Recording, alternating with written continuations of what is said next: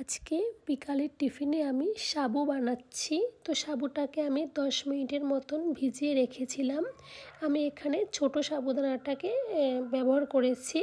আর কিছুটা চীনাবাদামও আমি শুকনো কড়াইতে রোস্ট করে একটা প্লেটে নামিয়ে নিয়েছিলাম।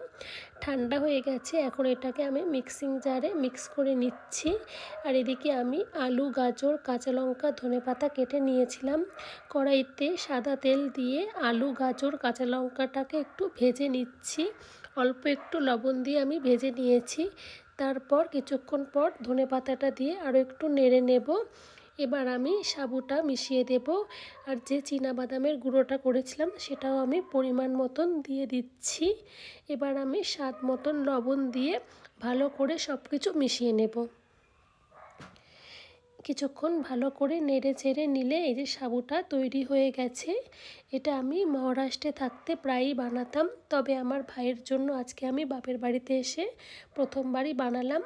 তো খেতে এটা দারুণ লাগে, বানিয়ে দেখতে পারো। বাই।